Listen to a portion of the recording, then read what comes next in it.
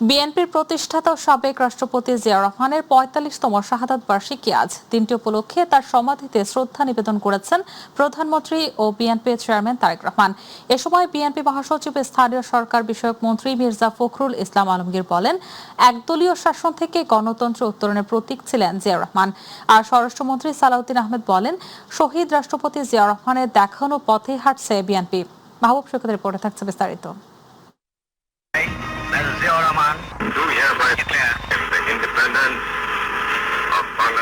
1971-এ major জিয়ার এই ঘোষণার মধ্য দিয়েই স্বাধীনতাকামী মানুষ ঝাঁপিয়ে পড়েছিল সশস্ত্র মুক্তির লড়াইয়ে। 1975-এর গভীর সংকটে উদ্ধারকর্তা হিসেবে সিপাহী জনতার অভ্যুত্থানে আবারও সামনে আসেন জেনারেল জিয়াউর রহমান বীরুত্তম। এরপর মাত্র ৩.৫ বছরে দেশ পরিচালনায় তলাবিহীন ঝুরির বদনাম থেকে দেশকে স্বনির্ভরতার পথে এগিয়ে নেন প্রেসিডেন্ট জিয়াউর রহমান। 1981 সালের 30 মে ব্যর্থ এক সামরিক অভ্যুত্থানে নিহত হন ক্ষণজন্মা সেই পুরুষ বহুদলীয় গণতন্ত্রের প্রবর্তক বিএনপির প্রতিষ্ঠাতা জিয়াউর রহমান।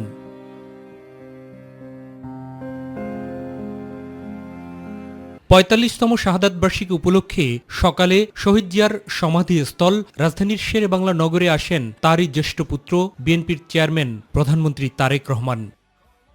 দলীয় প্রধান এবং প্রধানমন্ত্রী হিসেবে সমাধিতে আলাদাভাবে ফুলেল শ্রদ্ধা নিবেদন এবং ফাতেহা পাঠ করেন তিনি। পরে সমাধিস্থলে ওলামা দলের কুরআন খতমেও অংশ নেন বিএনপির চেয়ারম্যান প্রধানমন্ত্রী তারেক রহমান। শহীদ জিয়ার দেখানো পথেই দল এবং দেশ পরিচালনার কথা জানান দলের মহাসচিব স্থানীয় সরকার মন্ত্রী মির্জা ফখরুল ইসলাম আলমগীর এবং স্থায়ী কমিটির সদস্য স্বরাষ্ট্রমন্ত্রী সালাউদ্দিন আহমেদ। আমরা এই সুখকে শক্তিতে পরিণত করেছি।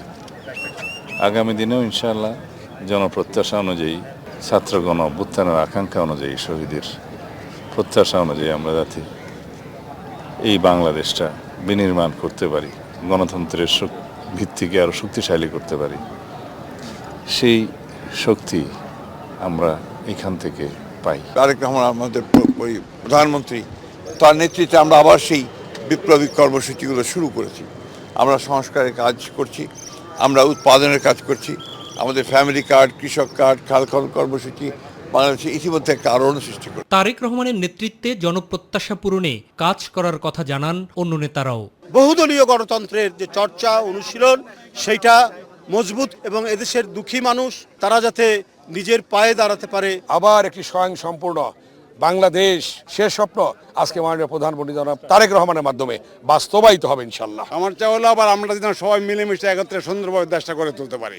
আজকের এই দিনটাকে স্মরণ করেই বিএনপির নেতাকর্মীরা ঐক্যবদ্ধ থাকবেন। আমরা বিশ্বাস করি যে আমরা বাংলাদেশ রাষ্ট্রপতি শহীদ রাষ্ট্রপতি জিয়াউর রহমান যে স্বপ্নে যে জায়গায় ছিল সেই জায়গায় ইনশাল্লাহ আমরা যেতে পারব। দলের প্রতিষ্ঠাতার শাহাদাত বার্ষিকীতে সমাধিস্থলে ঢল নামে বিএনপি এবং অঙ্গ ও সহযোগী সংগঠনের নেতাকর্মীদের।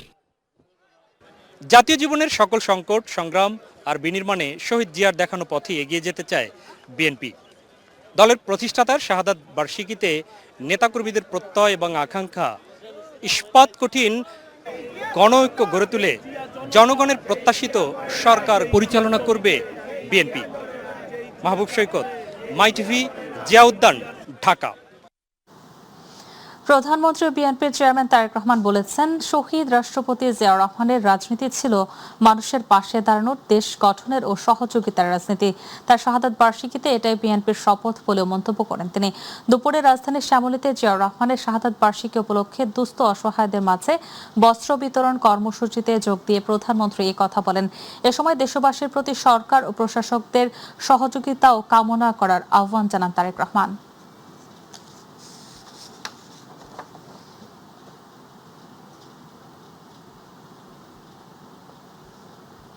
দেশ পরিচালনার সুযোগ দিয়েছে, সেই জন্য শুধু সরকার না, সরকারের সাথে সাথে আপনারা এই দলের প্রত্যেকটি নেতাকর্মী যে যেখানেই যে অবস্থায় থাকুন না কেন, প্রত্যেকে যদি আমরা সঠিকভাবে দেশ পরিচালনা যারা করছে, প্রশাসন সকলকে একজন নাগরিক হিসেবে সহযোগিতা করি, তাহলেই শহীদ রাষ্ট্রপতি জিয়াউর রহমানের এই মৃত্যুবার্ষিকী বা শাহাদাত বার্ষিকী তার প্রতি শ্রদ্ধা জ্ঞাপন করা হবে।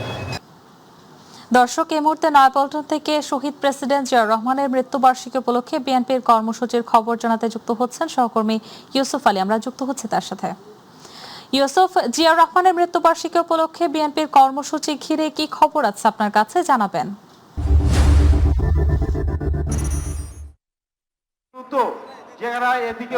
আপনাকে ধন্যবাদ। দুপুরের সংবাদে আমাকে আমি মুহূর্তে রয়েছে নয়াপল্টনে যে বিএনপির কেন্দ্রীয় কার্যালয় আছে সেই কার্যালয়ের সামনে। প্রধানমন্ত্রী তারেক রহমান কিছুক্ষণ আগে নয়াপল্টনে এসে পৌঁছেছেন এবং এখানে পৌঁছে দুস্থ অসহায় মানুষের মধ্যে খাদ্য ও বস্ত্র বিতরণ করেছেন। এরপর তিনি বিএনপির যে কেন্দ্রীয় কার্যালয় রয়েছে সেই কার্যালয়ে প্রবেশ করেছেন। সেখানে তার সঙ্গে বেশ কিছু কেন্দ্রীয় নেতা রয়েছে, সিনিয়র যেসব নেতা রয়েছে তাদের সঙ্গে সেখানে ভিতরে কথা বলছেন এবং সেখানে বেশ কিছু কাজকর্ম রয়েছে।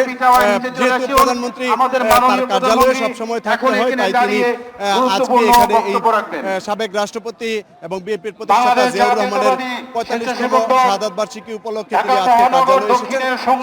ভিতরে খুব সম্ভবত কার্যালয়টি ঘুরে দেখছেন এবং বিভিন্ন যে অঙ্গ সংগঠনের কার্যালয় রয়েছে সেই কার্যালয়ে বসে সেই শীর্ষ নেতাদের সঙ্গে তিনি কথা বলছেন।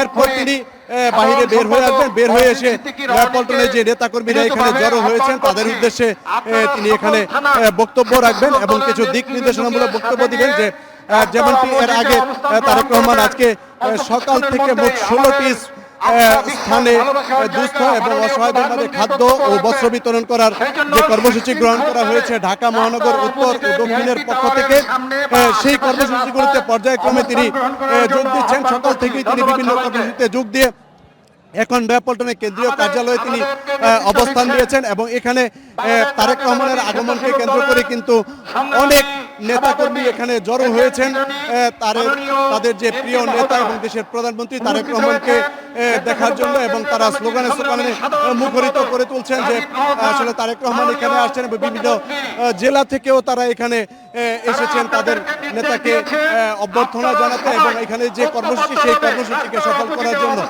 এছাড়া নেতাকর্মীদের এখানে এসেছেন কথা বলার জন্য যে আসলে তারা এই যে এখানে কেন এসেছেন আমরা একটু জানতে চাইবো যে দলীয় নেতাকর্মীরা প্রধানমন্ত্রীর যে আগমন উপলক্ষে নয়াপল্টনের যে কেন্দ্রীয় কার্যালয় রয়েছে সেই কার্যালয়ে তিনি এসেছেন। আমরা এখন কথা বলবো নারায়ণগঞ্জ জেলা বিএনপির জেলা যুব দলের আহ্বায়ক মশিউর রহমান রনির সঙ্গে। নারায়ণগঞ্জ জেলা যুব দলের সদস্য সচিব মশিউর রহমান রনি, আমরা তার সঙ্গে কথা বলবো। তার নেতৃত্বে এখানে নারায়ণগঞ্জ জেলার বিভিন্ন উপজেলার নেতাকর্মীরা রয়েছেন এবং এখানে নারায়ণগঞ্জ জেলা যে যুব দলের আহ্বায়ক কমিটি রয়েছে সেই আহ্বায়ক কমিটির যুগ্ম আহ্বায়ক এবং সদস্য সচিব সহ তারা এখানে এসেছেন। তারা এখানে কেন আসেন আমরা একটু কথা বলবো। আজকে জিয়াউর রহমান সাহেবের 45তম মৃত্যুবার্ষিকী, সেই দিবস উপলক্ষে আপনারা নারায়ণগঞ্জ থেকে নয়াপল্টনে কেন এসেছেন? ধন্যবাদ। আপনারা জানেন বহুদলীয় গণতন্ত্রের প্রবক্তা বাংলা রাখাল রাজা শহীদ রাষ্ট্রপতি জিয়াউর রহমান বীরুত্তমের আজকে তার 45তম শাহাদাত বার্ষিকী উপলক্ষে আমাদের এই পার্টি অফিসে দীর্ঘ 17 বছর পরে এই প্রথম আমাদের নেতা জনাব তারেক রহমান উপস্থিত হবেন। এজন্য আমরা জেনে ঢাকা বিভাগের সকল শ্রেণীর লোকেরা আমরা যতটুকু জানি যে আমি যেমন আসছি, আমাদের আহ্বায়ক সাদেকুর রহমান সাদেক সিনিয়র যুগ্ম সচিব সহ আমরা অসংখ্য নেতাকর্মী আমরা এখানে আসছি শুধুমাত্র জনাব তারেক রহমানকে দেখার জন্য। যেহেতু শহীদ রাষ্ট্রপতি জিয়াউর রহমান বীরুত্তম তার শাহাদাত বার্ষিকী উপলক্ষে 45তম শাহাদাত উপলক্ষে এখানে সকলেই এখানে আসছি জনাব তারেক রহমানকে দেখার জন্য আসছি আমরা, এবং তারেক রহমানের এই শাহাদাত বার্ষিকী আমরা তাকে নিয়ে পালন করছি, এটার জন্য আমরা আসছি। ধন্যবাদ। আজকে প্রধানমন্ত্রী উপলক্ষে নারায়ণগঞ্জ জেলা যুব দলের আমার সিনিয়র যুগ্ম আহ্বায়ক খায়রুল সদস্য সচিব মশিউর রহমান রনি, আমি সাদেক সহ আমরা এসেছি তারেক রহমান এই প্রথম আমাদের মাঝে উন্মুক্ত শহীদ প্রেসিডেন্ট জিয়াউর রহমানের শাহাদাত বার্ষিকী উপলক্ষে অনুষ্ঠান পালন করার জন্য আছে। আমরা নেতাকর্মী নিয়ে নারায়ণগঞ্জের নানা ইউনিটের আমরা আজকে উপস্থিত হয়েছি বাস্তবায়ন করার জন্য। আমরা কথা বলবো খায়রুল ইসলাম সজীবের সঙ্গে, তিনিও এসেছেন নয়াপল্টনের কেন্দ্রীয় কার্যালয়ের সামনে। প্রধানমন্ত্রী তারেক রহমান আহ্বান জানিয়েছেন যে জনগণ তাদেরকে যে দায়িত্ব দিয়েছে দেশ পরিচালনার জন্য সেই দেশ পরিচালনায় সবাইকে সহযোগিতা করার আহ্বান জানিয়েছেন। সেই লক্ষ্যে আপনারা আসলে প্রধানমন্ত্রীর স্বপ্ন এবং তার যে প্ল্যান সেটি বাস্তবায়নে আপনারা কি করবেন? শহীদ প্রেসিডেন্ট জিয়াউর রহমানের 45তম শাহাদাত বার্ষিকী উপলক্ষে আজকে আমরা সকলে নয়াপল্টনে উপস্থিত হয়েছি। প্রেসিডেন্ট জিয়াউর রহমান শাহাদাত বার্ষিকী উপলক্ষে যে দোয়া মাহফিলটা আয়োজন করা হয়েছে আমরা সবাই এখানে শরীক হতে এসেছি। তবে আপনাকে একটি বার্তা দেই, আমাদের প্রধানমন্ত্রী আমাদের শহীদ প্রেসিডেন্ট জিয়াউর রহমানের আদর্শ যেভাবে ধরে রেখেছে, ইনশাল্লাহ এই দেশে পরিবর্তন হবে এবং আমরা সকল যুব সমাজ শহীদ প্রেসিডেন্ট জিয়াউর রহমানের আদর্শকে ধরে রাখতে আমাদের প্রিয় নেতা তারেক রহমানের সাথে ঐক্য দেশকে এগিয়ে নিয়ে যাওয়ার জন্য আমরা সকলে ঐক্য আছি ইনশাআল্লাহ। আপনি শুনছিলেন যে দলীয় যেসব নেতাকর্মীরা এখানে রয়েছেন তারা সেখানে বলছেন যে অর্থাৎ তারেক রহমান যে প্ল্যান রয়েছে সেই প্ল্যান বাস্তবায়নে তারা কাজ করে যাবেন এবং এই দেশ গঠনে বিএনপিকে যে বারবার দেশের জনগণ দায়িত্ব দিয়েছে দেশ পরিচালনা করার জন্য, তারা যে লক্ষ্য নিয়ে দেশের মানুষ দায়িত্ব দিয়েছেন দেশ পরিচালনা করার জন্য, সেই লক্ষ্য বাস্তবায়নের জন্য তারা কাজ করে যাবেন এমনটি আশাবাদ ব্যক্ত করেছেন। সাহেলি, কিছুক্ষণ পরেই হয়তো নয়াপল্টনের কেন্দ্রীয় কার্যালয় থেকে প্রধানমন্ত্রী তারেক রহমান বেরিয়ে আসবেন এবং বেরিয়ে এসে দলীয় নেতাকর্মীদের উদ্দেশ্যে কথা বলবেন। তিনি এখানে হয়তো দিক নির্দেশনামূলক কিছু বক্তব্য দিবেন যাতে করে অর্থাৎ আগামীতে দেশ পরিচালনার জন্য দলীয় নেতাকর্মীদের কি করা উচিত এবং দলকে দেশের জনগণের কাছে আরো জনপ্রিয় করতে কি করা উচিত সেই দিক নির্দেশনামূলক বক্তব্য দেখেন। এখন তারেক রহমান বিএনপির যে কেন্দ্রীয় কার্যালয় রয়েছে সেই কার্যালয়ের ভেতরে রয়েছেন, মাইকে ঘোষণা দেওয়া হচ্ছে কিছুক্ষণ পরেই হয়তো তারেক রহমান নেমে আসবেন এবং মঞ্চে উঠে দলীয় নেতাকর্মীদের উদ্দেশ্যে বক্তব্য রাখবেন। আমরা সে পর্যন্ত অপেক্ষা করবো, যদি তারেক রহমান বক্তব্য দেন তাহলে আবার সুযোগ হলে আমরা প্রধানমন্ত্রীর বক্তব্য দর্শকদের সামনে তুলে ধরার চেষ্টা করবো। সাহেলি, নয়াপল্টন থেকে এই ছিল আমার কাছে তথ্য। সাহেলি। ইউসুফ, আপনাকে ধন্যবাদ। দর্শক, নয়াপল্টন থেকে শহীদ প্রেসিডেন্ট জিয়াউর রহমানের মৃত্যুবার্ষিকী উপলক্ষে বিএনপির কর্মসূচির খবর জানাতে যুক্ত ছিলেন আমাদের সহকর্মী ইউসুফ। চলে যাচ্ছে পরবর্তী সংবাদে। শহীদ প্রেসিডেন্ট জিয়াউর রহমান দেশে বহু দলীয় গণতন্ত্রের প্রবর্তন করেছিলেন এবং সেই ধারাবাহিকতায় দেশকে এগিয়ে নিয়েছেন প্রধানমন্ত্রী তারেক রহমান। এমন মন্তব্য করেছেন অর্থ পরিকল্পনা মন্ত্রী আমির খসরু মাহমুদ চৌধুরী। তিনি বলেন, জিয়াউর রহমানকে হত্যার পর গুম করার চেষ্টা করা হয়েছিল, তবে তিনি আজ দেশের গুরুত্বপূর্ণ স্থানে সমাহিত আছেন। সকালে চট্টগ্রামের রাঙ্গুনিয়ায় আয়োজিত কর্মসূচিতে যোগ দিয়ে তিনি এসব কথা বলেন। আমরা তার প্রতি শ্রদ্ধা জানাচ্ছি। মুক্তিযুদ্ধের নায়ক, যুদ্ধস্থলে যার যুদ্ধের মাধ্যমে বাংলাদেশ স্বাধীন হয়েছে, যিনি প্রথম রিভোল্ট করেছিলেন এবং বাংলাদেশকে আধুনিক স্বাধীন সার্বভৌম রাষ্ট্রে পরিণত করেছে। সেই পথ আজকে আমরা ফিরে পেয়েছি, তারেক রহমানের নেতৃত্বে সেই পথ ফিরে পেয়েছি। আজকে দেশ সেদিকে চলেছে। দেশ গড়ার যে স্বপ্ন শহীদ জিয়ার ছিল, সেই স্বপ্ন আমরা ইনশাআল্লাহ বাস্তবায়ন করতে যাচ্ছি।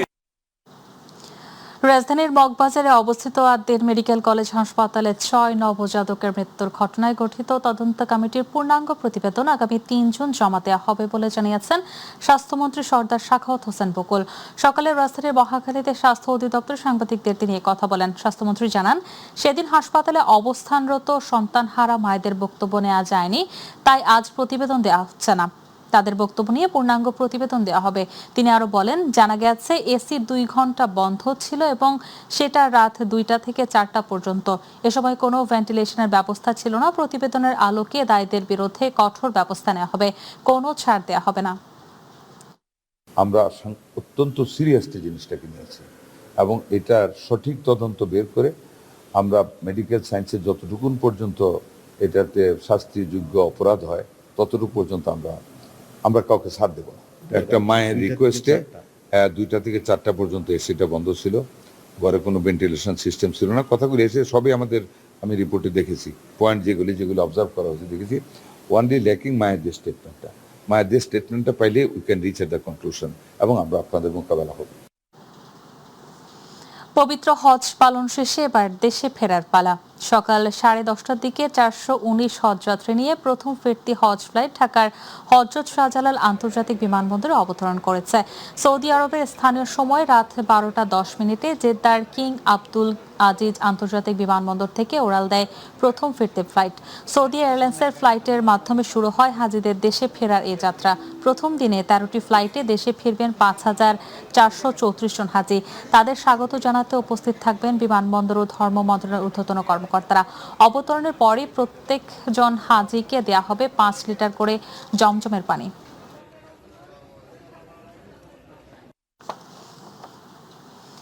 ঈদুল আজহার তৃতীয় দিনও বাড়ি ফিরছেন রাজধানীবাসী। বাস টার্মিনাল ও কমলাপুর রেল স্টেশনে আজও ঘরমুখো মানুষের ভিড়। আবার ছুটি কাটিয়ে অনেকে ফিরতে শুরু করেছে কর্মস্থলে, জানাচ্ছেন রাকিব হাসান। এখনও শেষ হয়নি ঈদ যাত্রা। ঈদুল আজহার তৃতীয় দিনেও কমলাপুর রেল স্টেশনে ছিল ঘরমুখো মানুষের ভিড়। তৃতীয় দিনের ট্রেন যাত্রায় বেশিরভাগ মানুষই ছিল নিম্ন আয়ের, যারা কুরবানির মাংস নিয়ে বাড়ি ফিরছেন। হ্যাঁ, মাংস উঠাইছি, আমরা গরিব মানুষ না উঠাইছি। অটো রিক্সা চালাই যাইতেছি, আবার কাল্লা দিন পরে আইপুরম। এখন কেন যাচ্ছেন বাড়িতে? সবাই তো ঈদের আগে বাড়িতে যায়। মাংস নিলাম। ঈদের ছুটি কাটাতে বন্ধু বান্ধব কিংবা পরিবার পরিজন নিয়ে অনেকেই আবার ঘুরতে যাচ্ছেন ঢাকার বাইরে। আমরা ঈদের পর ফাইনালি সিলেট যাচ্ছে আমার সব ফ্রেন্ডসরা মিলে। তো এখন ফাইনালি সময় পেলাম, এখন আর কি যাচ্ছি। এতদিন পর সবার ছুটি একসাথে মিলেছে, সো অনেক কষ্ট করে প্ল্যানটা হয়েছে, সো হোপফুলি ভালো একটা ট্রিপ যাবে। ঢাকাটা একটু ফাঁকা ছিল, ঢাকাতে একটু বাচ্চা কাচ্চা নিয়ে ঘুরলাম, এখন একটু দেশের বাড়ি থেকে ঘুরে আসবো। ছুটি শেষ, তাই কর্মস্থলেও ফিরছেন কেউ কেউ। বাসা থেকে ফিরতেছে। আমি আমার হাজবেন্ড দুইজনে ইন্টার্ন ডক্টর, তো আমাদের ছুটি শেষ, আমরা আমাদের ডিউটিতে আবার ব্যাক করতেছি। একই চিত্র রাজধানীর বাস টার্মিনালগুলোতেও। ঈদের পরে বন্ধু বান্ধবের সাথে দেখা করতে যেতেছি, আত্মীয়স্বজন। কর্মস্থলে যাচ্ছি, ছুটি শেষ, আগামীকাল থেকে অফিস। একটু বাড়তি আয়ের আশায় যারা ঈদ কাটিয়েছেন রাজধানীতে, তারাই এখন বাড়ি ফিরছেন পরিবার পরিজন নিয়ে। বাসায় কাজ করি, তো এই হিসাবে আমার ঈদের পরে যাওয়ার কথা। আমার আব্বু আসতে পারে নাই, আমার স্বামী নিয়ে যেতেছে। বোনের কাছে বেড়াইতে আসছিলাম, ওরা কুরবানি দিছে, একটু মাংস নিয়ে বাড়িতে যাচ্ছি। এদিকে ঢাকা ও আশেপাশের বিভিন্ন জেলা থেকে মানুষ স্বাভাবিকভাবেই রাজধানীতে ফিরতে শুরু করলেও এখনো তেমন ভিড় হয়নি ফিরতি যাত্রায়। রাকিব হাসান, মাই টিভি, ঢাকা। ঈদুল আজহার ছুটিতে মৌলভীবাজারের অন্যতম পর্যটন কেন্দ্র মাধবকুণ্ড জলপ্রপাত এখন পর্যটকদের মিলন মেলায় পরিণত হয়েছে। দেশের বিভিন্ন প্রান্ত থেকে আসা দর্শনার্থীদের পদচারণা মুখর পুরো এলাকা। প্রকৃতির অপরূপ সৌন্দর্য আর জলপ্রপাতের শীতল পরশে আনন্দ উচ্ছ্বাসের সময় কাটাচ্ছেন পর্যটকরা।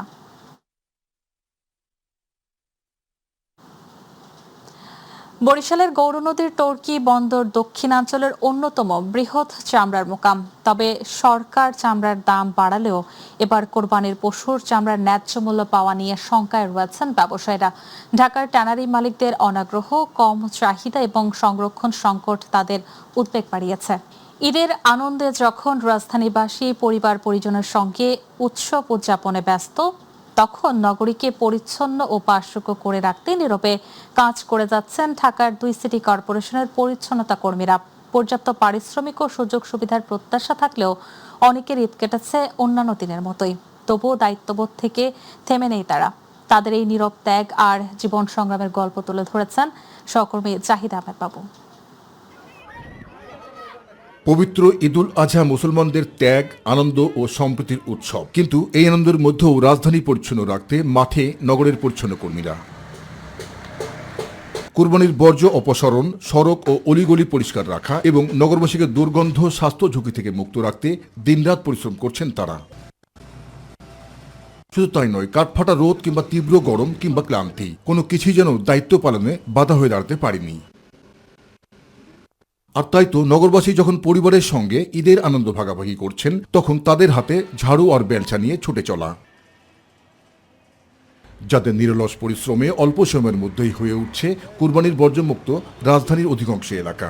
রাইতের দিন 24 ঘন্টা স্যার কাম করতেছি, হি আবার স্যার আমগো মানবতা আমার পাই যায়। তবে দায়িত্ব পালনের এই গল্পের আড়ালে রয়েছে দীর্ঘদিনের বঞ্চনা আর কষ্টের বাস্তবতা। অনেকেই বলছেন জীবনযাত্রার ব্যয় বাড়লেও সেই তুলনায় বাড়েনি তাদের আয় কিংবা সুযোগ সুবিধা।